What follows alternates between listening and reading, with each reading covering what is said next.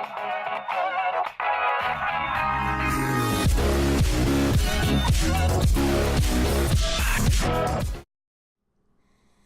what's good, people? This is Black Neficence coming back at you once again with another video, and this is just my 2 cents on the whole Donald Sterling thing. And if you're wondering why one of my eyes are slightly red, I got dogs, dog hair, bam, red eye. But besides that, now I'm pretty sure if you are on the internet, you couldn't escape the whole thing with Donald Sterling and the NBA. Now, so you know, he's been a racist douchebag for years. The NBA hasn't said anything about it because the Clippers weren't anything to fucking even take notice of, or even care about, other than the few fans they had. Now that they're in the playoffs, and his mistress slash zebra chick wanted to expose his ass for some shit. Now this has become a hot topic. That's about it. He was practicing housing discrimination for years. 2003 to 2009, there was a whole case. I believe he paid out the money, the largest in like government history in housing discrimination fines. You know, he was sued already for through all these years. The NBA, the sponsors to the team, they didn't give a shit again because the Clippers weren't shit. So don't think that the ruling by the NBA now to ban him for life and the fine is for anything moral or stand up against racism. They may say that for PR and PC reasons, politically correct and promotional reasons and shit, and public relations. But don't believe that they did it because it's the right thing to do. They wanted to avoid a bigger financial fallout.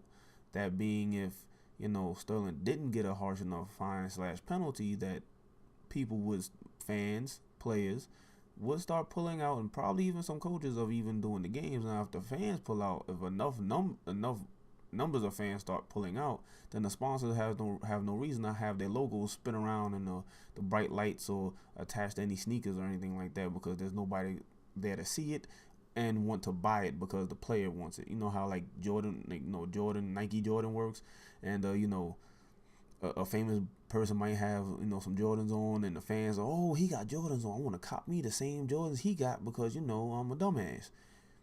Yeah, that won't happen. So in order to avoid the bigger financial fallout, they had to push one of their good old boys onto the sword, off the cliff, or drive the car into the lake, however you want to put it as.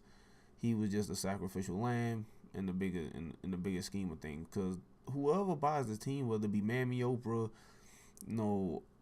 old AIDS, Magic, or whatever other white guy, it's gonna be business as usual.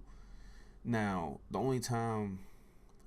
only way anything would change is if black people started making their own league, period, like we used to have. But since the white guys' ice was colder, and they figure, oh, I'm a crossover success and everybody's gonna see me now, even though motherfuckers hate, they usually just hate you, like in the Jackie Robinson days and Satchel Paige and shit, and Hank Aaron days. Now they feel that, well, since you're not going anywhere, and hey, black people really are athletic, and sports is entertainment, they'll just use you as entertainment purposes until you get out of pocket or they get tired of seeing you.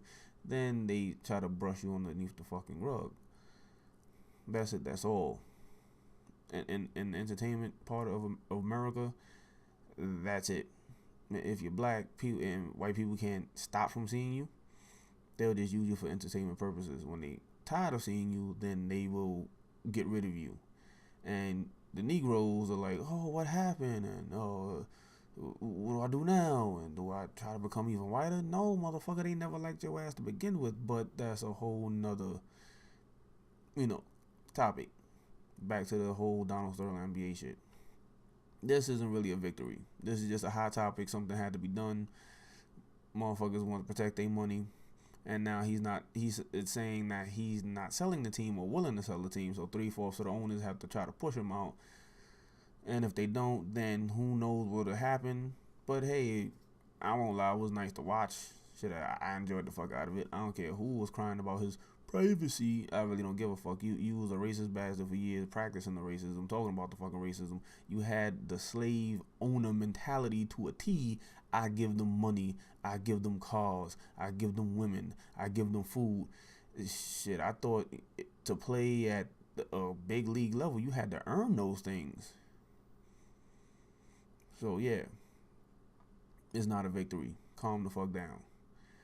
On for you NAACP loving folks, well, you know, your coon guy in the LA chapter, what was his name? Leon Jenkins. Yeah, he says Sterling words doesn't reflect what's in his heart. That's funny as fuck because if you know Leon Jenkins actually followed anything other than a fucking dollar and his hairpiece, he would see that Sterling's heart and his words match up very fucking perfectly.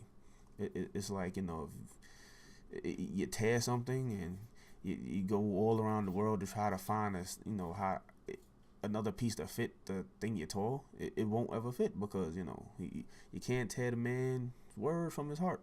He means what he says and he says what he means, and when he starts talking, there you go. But yeah, excuse my rambling for a little bit, but it's just when you see people just keep on about the same shit and they act like it's something to fucking care about, it's like whatever, you know. Yeah, he said some inappropriate shit about, you know, his black people, well, his not wanting his woman to be seen or his mistress to be seen around black people and whatnot, and people calling him whoever the fuck it was, which if somebody actually did call him, like, motherfucker, do you have a life, or are you just mad his jump off is popular while your jump off is, you know, that bitch in the mailroom somewhere. But I digress. So yeah, thanks for watching, and before I forget, please check out my Facebook page, Black At Your Productions, Blacklisted. Trying to get it started off. Me and I got, you know, a few other people on there. Artifact and DC, my two page managers on there. Check them out. We have articles posted, you know, some things about the Donald Sterling happening because, hey, it's people talking about it, and we added our 2 cents. And it's not just stuff like that. It's also other things, educational things and positive things.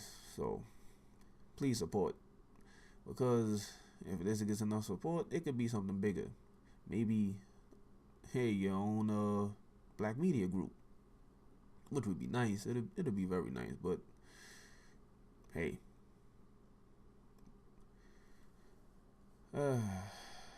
people, we gotta do better than this Donald Sterling shit. It's there's bigger battles to be fought other than some old white guy expressing old white guy views and current white guy views. But, you know, to be surprised that you know, some a owner of a team is racist is like being surprised water is fucking wet. Really is. If you didn't know water's wet by now, unless you was born yesterday, you's a fucking idiot. And if you're surprised that he was a racist asshole, you's a fucking idiot. Yeah.